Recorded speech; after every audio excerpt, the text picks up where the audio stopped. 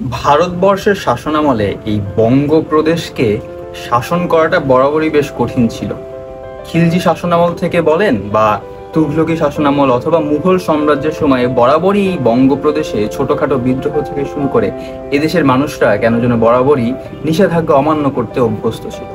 তো মধ্যযুগের কোন একটা সময়ে এই বঙ্গপ্রদেশে একটা স্বাধীন সালতানাত তৈরি হয়েছিল, যার নাম ছিল সালতানাতি বাঙ্গালা। এবং এই স্বাধীন সালতানাতের পেছনের যে মূল চরিত্র ছিল সে হচ্ছেন শামসুদ্দিন ইলিয়াস শাহ। তাকে নিয়ে এই সালতানাতি বাঙ্গালা বইটা, এবং আজকে আমরা এই বইটা নিয়ে আলোচনা করব। তো ফার্স্টে হচ্ছে এই বইয়ের পটভূমি নিয়ে যদি একটু বলতে চাই, সময়টা তখন 1300 সালের দিকে। ওই সময়ে সুলতানদের সুলতান যাকে বলা হয় খাজা নিজামুদ্দিন আউলিয়া, তার মৃত্যু হয়েছে এবং তৎকালীন সময়ে মসনদে বসেছে সুলতান মোহাম্মদ বিন তুঘলক। তো খাজা নিজামুদ্দিন আউলিয়ার মৃত্যুর প্রায় 10 বছর পার হয়ে গেলেও সুলতান মোহাম্মদ বিন তুঘলক তখনও আউলিয়ার যে মাজার সেটা পরিদর্শন করেনি। এবং তৎকালীন সময়ে মানুষদের মধ্যে বেশ একটা বিদ্রোহ ভাব বা অসন্তোষ তৈরি হচ্ছিল সুলতানের বিরুদ্ধে। তো তখন সুলতান তার প্রধান পছন্দের চরিত্র মালিক শাহজাদা ফিরোজ শাহকে খাজা নিজামুদ্দিন আউলিয়ার মাজার পরিদর্শন করতে পাঠায়। তো এখানে কিছু জিনিস বলে নেওয়া ভালো। বিষয়টা হচ্ছে খিলজি শাসনামল বলেন বা তুঘলকি শাসনামল বলেন, প্রত্যেকটা শাসনামলেই বঙ্গকে বেশ কয়েকটা প্রশাসনিক অঞ্চলে বিভক্ত করে রাখা হতো, যেন তারা একত্রিত হয়ে বিদ্রোহ করতে না পারে, মানে অস্বাভাবিক রাখার চেষ্টা করা হতো। তো তারই ধারাবাহিকতায় সুলতান মোহাম্মদ বিন তুঘলক বঙ্গপ্রদেশকে 3টা অঞ্চলে ভাগ করেছিলেন। কি কি অঞ্চল? উত্তর পূর্বাংশ নিয়ে লক্ষণাবতী তৈরি করেছিলেন, যার প্রধান দায়িত্বে ছিলেন কদর খান। এরপরে দক্ষিণ অঞ্চল, যেমন হুগলি নদী, তারপরে হচ্ছে সুন্দরবন, তার পাশাপাশি হচ্ছে বাকলা, চন্দ্রদ্বীপ, এইগুলো নিয়ে একত্রিত করে নিয়ে আরেকটা অঞ্চল তৈরি করা হয়েছিল, যার নাম সপ্তগ্রাম, এবং এর দায়িত্বে ছিলেন আজিম উল মুলক। এরপরে 3 নম্বর অঞ্চলটা হচ্ছে ওই সমতট, হরিকেল, তারপরে হচ্ছে গারো পাহাড়, এগুলো নিয়ে 3 নম্বর অঞ্চল সুবর্ণগ্রাম, যার হচ্ছে প্রধান শাসনকর্তা ছিল হচ্ছে বাহরাম খান। তো এই লক্ষণাবতী অঞ্চলটার একজন সামন্ত রাজা ছিল শিখাই সান্না। তো ফিরোজ শাহ যখন খাজা নিজামুদ্দিন আউলিয়ার মাজার পরিদর্শন করতে আসেন, তখন লক্ষণাবতীর সামন্ত রাজা শিখাই সান্নাল তার সাথে দেখা করতে আসেন। মূল উদ্দেশ্য আরো গভীর ছিল এবং বেশ কিছু কূটনৈতিক কারণে তিনি এসেছিলেন। এগুলো গল্পটা পড়লে জানতে পারবেন, আমি জাস্ট পটভূমিটা বলার চেষ্টা করতেছি। তখন তিনি একটা মল্লযুদ্ধের আয়োজন করতে চান এবং ফিরোজ শাহ বরাবরই মল্লযুদ্ধ পছন্দ করতেন। তো তিনি তার পছন্দের চরিত্র বা তিনি তার পছন্দের মানুষ আলী মোবারককে দায়িত্ব দেন যে তুর্কির কোনো একটা জায়গা থেকে যেন একজন বীর নিয়ে আসে এবং বঙ্গদেশের কোনো একটা জায়গা থেকে শিখাই সান্নাল একজন বীর নিয়ে আসবে, তাদের মধ্যে মল্লযুদ্ধ হবে। তো এখানেই এই মল্লযুদ্ধের 2জন প্রধান চরিত্র। প্রথম চরিত্র হচ্ছে তুর্কি বীর, পারস্যের দক্ষিণে সাকাস্থানের তাফতান পাহাড়ের পাদদেশের একটা গ্রাম সারভূম থেকে ইলিয়াস শাহ উঠে আসে, এবং বঙ্গদেশের ত্রিপুরা পাহাড়ের পাদদেশের কোনো এক গ্রাম থেকে এক বীর উঠে আসে যার নাম রূপাই। তাদের মধ্যে মল্লযুদ্ধ হয় এবং তার পরবর্তীতে তাদের 2জনের ওপরেই খুশি হয়ে ফিরোজ শাহ তার নিজের ব্যক্তিগত দেহরক্ষক হিসেবে 2জনকে নিয়োজিত করে। এটা হচ্ছে গল্পের পটভূমি।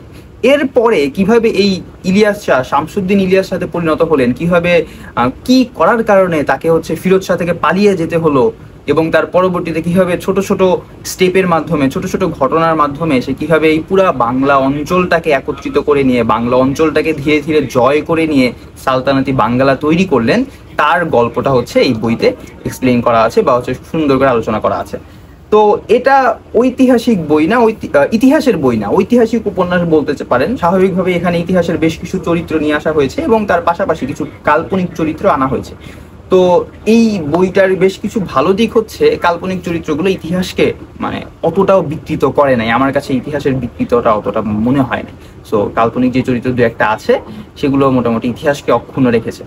এর পাশাপাশি এই বইয়ের আরেকটা ভালো জিনিস হচ্ছে মূল কিছু ক্যারেক্টারগুলোর যে চরিত্রায়ন বা ক্যারেক্টারাইজেশন বেশ সাবলীলভাবে এবং সুনিপুণভাবে করা হয়েছে। উদাহরণস্বরূপ যদি বলি, মূল চরিত্র শামসুদ্দিন ইলিয়াস শাহ, তার পেছনের ব্যাকগ্রাউন্ড, তারপরে হচ্ছে আলী মোবারক, শামসুদ্দিন ইলিয়াস শাহরই হচ্ছে দুধ ভাই, তার পেছনের ব্যাকগ্রাউন্ড এবং ভবিষ্যতে তার জীবনের বেশ কিছু ছোট ছোট ঘটনাবলী যেগুলো তার জীবনের বেশ প্রভাব ফেলেছিল বা ছাপ ফেলেছিল, সেই জিনিসগুলো সুন্দর করে উঠে এসেছে। রূপাইয়ের ক্ষেত্রেও সেম, রূপাইয়ের ব্যাকগ্রাউন্ড থেকে শুরু করে নিয়ে আরও বেশ কিছু চরিত্রের ব্যাকগ্রাউন্ড এবং তার ভবিষ্যতের যেই ছোট ছোট ঘটনাগুলো যেগুলো তার জীবনে গুরুত্বপূর্ণ ইফেক্ট ফেলেছে সেগুলো সুন্দর করে উঠে এসেছে। তবে বেশ কিছু গুরুত্বপূর্ণ চরিত্র একটু লেফট আউট হয়ে গিয়েছে আমার কাছে বলে মনে হয়েছে, যেটা হচ্ছে খারাপ দিকগুলোর মধ্যে অন্যতম। প্রথমটা হচ্ছে ইতিহাসের ফকরা নামে একটা ক্যারেক্টার ছিল, সে ওই যে বললাম তিনটা অঞ্চলের মধ্যে ওই যে সমতট, তারপর হচ্ছে হরিকেল, তারপর হচ্ছে গারো পাহাড়, ওই অঞ্চলগুলো নিয়ে যে সুবর্ণগ্রাম করা হয়েছিল, তার যে শাসনকর্তা ছিল বাহরাম খানের প্রধান ভিত্ত ছিল হচ্ছে এই ফকরা। এই ফকরা কিভাবে পরবর্তীতে ফখরুদ্দিন মোবারক শাহ পরিণত হলেন এবং কিভাবে এই ইতিহাসের পাতায় তার নামটা কিভাবে উঠে আসলো, এটা নিয়ে অনেক ডিটেলস আলোচনা করা যেত এবং অনেক সুন্দর সুন্দর ঘটনাগুলো ছিল যেগুলো এই বইতে একটু লেফট আউট হয়ে গিয়েছে বলে আমার কাছে মনে হয়েছে। সুযোগ ছিল, বাট ওই সুযোগটা এখানে গ্রহণ করা হয় না। এই বইয়ের আরেকটা ভালো দিক হচ্ছে এটার লেখক নিসর্গ মিরাজ চৌধুরী, তার হাতের লেখা বেশ ভালো এবং গল্পটা এরকম হয় না যে ঐতিহাসিক উপন্যাসগুলোতে অনেক সময় দেখা যায় যে অনেক ইনফো ডাম্পিং হওয়ার কারণে গল্পগুলো একটু বোরিং হয়ে যায়। ওই রকম বোরিং এর কোনো কিছু এখানে পাই নাই। মোটামুটি গল্পগুলো বেশ সাবলীলভাবেই এগিয়েছে। হয়তো বা অনেকের কাছে মনে হইতে পারে যে প্রথম দিকে ইতিহাসের যে প্রেমের গল্পগুলো একটু বেশি উঠে এসেছে, বাট এটার পেছনে একটা কারণ ছিল। কারণটা কি, আমাদের এখানের যেই গুরুত্বপূর্ণ চরিত্রগুলো দেখব, এই চরিত্রগুলোর জীবনের যে টার্নিং পয়েন্ট, এই টার্নিং পয়েন্টের পেছনে কোনো না কোনো নারী চরিত্র ছিল এবং কোনো না কোনো প্রেমের ঘটনা ছিল। এবং এই প্রেমের ঘটনার কারণেই যে এই সুলতানদের মধ্যে বেশ দ্বন্দ্ব হতো বা এই সুলতানদের মধ্যে যে বেশ ঝামেলা হতো, এইটা বেশ সুন্দর করে এখানে উঠে এসেছে। এর পাশাপাশি এখানে নারী চরিত্রের যে চরিত্রায়ন বেশ সুন্দর করে উঠে এসেছে। স্পেশালি শামসুদ্দিন ইলিয়াসের সেকেন্ড ওয়াইফ বা দ্বিতীয় বউ ফুলমতি, ইতিহাসে তার নাম ভিন্ন রকম ভাবে বলা হয়েছে। এই ফুলমতির চরিত্র যে কতটুকু শক্তিশালী ছিল এবং শামসুদ্দিন ইলিয়াস শাহের তার যে সাম্রাজ্য জয় বলেন বা হচ্ছে অন্যান্য যে গুরুত্বপূর্ণ ঘটনা বলি, সেগুলোর পেছনে ফুলমতির যে ভূমিকা ছিল সেই ভূমিকাটা বেশ দারুণভাবে উঠে এসেছে। যেমন ধরেন একটা উদাহরণ যদি বলি, যে ডাকাত দলকে কিভাবে সুকৌশলে হচ্ছে তিনি সেনাবাহিনীতে রূপান্তর করেছিলেন, এটা খুব সুন্দর করে উঠে এসেছে। বা তার বুদ্ধিতে হচ্ছে অনেকগুলো রাজ্য জয় করার সময়ও বেশ কিছু কূটনৈতিক চালার ক্ষেত্রে বেশ গুরুত্বপূর্ণ ভূমিকা ছিল। এর পাশাপাশি এই গল্পে একটা তো বললামই যে হচ্ছে প্রেম ভালোবাসার দিকটা যেরকম উঠে এসেছে, তার পাশাপাশি ওই সময়কার বা ইভেন এখনো একটা দেশের সাথে আরেকটা দেশের যে কূটনৈতিক চাল, সামনাসামনি অনেক ভালো সম্পর্ক হয়ে পেছন দিকে যে ব্যাকস্ট্যাবিং করা, এই জিনিসটা কিন্তু সেই শাসনামলেও ছিল এবং বরঞ্চ বলা যায় সেই শাসনামলে আরেকটু প্রকটভাবে ছিল। এবং যেই ঘটনাগুলো পড়লে হয়তো বা আপনার অনেক মাথা গরম হয়ে যেতে পারে, আমার পার্সোনালি মাথা গরম হয়ে যায় মাঝে মাঝে, একটু মন খারাপ হয় যে হচ্ছে এইরকম ভাবে ব্যাকস্ট্যাবিং করতেছে একজন আরেকজনের পেছনে, বা হচ্ছে এরকম কথা দিয়ে সামনে অনেক ভালো সম্পর্ক রাখছে, বাট পেছন দিকে দেখা যায় কোনো না কোনো কূটনৈতিক চাল চালছে। এই জিনিসগুলো এই বইতে যেরকম সুন্দরভাবে উঠে এসেছে। তার পাশাপাশি ভাইয়ে ভাইয়ের যুদ্ধ থেকে শুরু করে নিয়ে অন্যান্য অঞ্চলগুলোকে জয় করার পেছনের যে গল্পগুলো মোটামুটি বেশ দারুণভাবে উঠে এসেছে। এগুলো হচ্ছে মোটামুটি এই বইয়ের ভালো দিক। খারাপ দিক কি, প্রথম সবচেয়ে যেই জিনিসটা আমার বাজে লাগছে সেটা হচ্ছে বইয়ে বানান ভুল প্রচুর এবং চোখে পড়ার মতো। নর্মালি যদি একটা থ্রেশহোল্ড থাকে যে 1000 শব্দের মধ্যে এই কয়েকটা শব্দ ভুল গেলে ওটা চোখে পড়ার মতো না, নগণ্য, বাট আমার কাছে মনে হয়েছে তার চেয়ে বেশি বানান ভুল ছিল। এবং বানান ভুলগুলো এরকম যে যদি একটু সতর্কভাবে আপনি যদি প্রুফ রিড করেন তাহলে এইটার বানান ভুলগুলো মোটামুটি চোখে পড়বে। তো এই দিক থেকে আমার কাছে একটু অড লেগেছে যে বইয়ের লেখাটা ভালো, লেখনী ভালো, বাট বানান ভুলের কারণে বেশ কিছু জায়গা পড়তে একটু বিরক্ত হয়েছে। বিশেষত আকার এবং উকারের মধ্যে বেশ কিছু ভুল ছিল।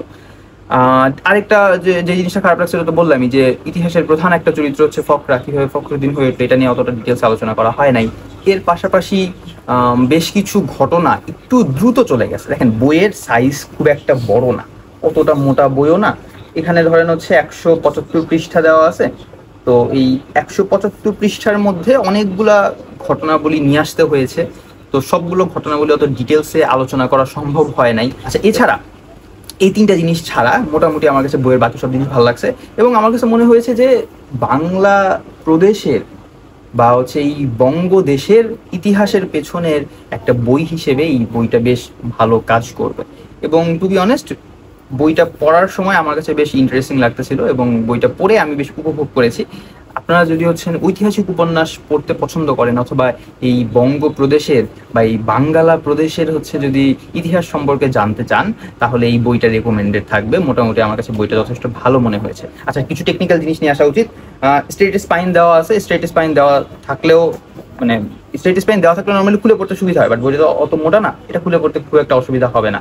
আচ্ছা, আরেকটা জিনিস হচ্ছে 175 পৃষ্ঠা তো বললাম। আমি উপকথা প্রকাশনী থেকে এবারের বইমেলায় মানে 2025 সালের বইমেলায় এই বইটা বের হয়েছে। এই বইয়ের মুদ্রিত মূল্য হচ্ছে 335 টাকা। আর এইটার যে প্রচ্ছদ খুব সম্ভবত মাইশা, পুরা নাম ভুলে গেছি, মাইশা তাবাসুম এই প্রচ্ছদটা করেছেন। প্রচ্ছদটা আমার কাছে বেশ সুন্দর মনে হয়েছে, মানে গল্পের মূলের চরিত্রের সাথে যায়। আর এছাড়া সংশোধন কে করেছেন এটা নামটা না বলাই উচিত, কারণ আমার কাছে মনে হয়েছে যে সংশোধনের পেছনে আরো বেশ কিছু কাজ টাজ হতে পারত। তো টেকনিক্যাল জিনিস হচ্ছে এইটাই। নেক্সট কোন বই পড়বো বা নেক্সট কোন বই পড়লে আপনার কাছে ভালো মনে হয় কমেন্ট করে জানিয়ে দিন, এবং এরকম বই রিলেটেড কন্টেন্ট পেতে চোখ রাখুন দ্য ব্রাউন স্টোরি টেলার ফেসবুকে।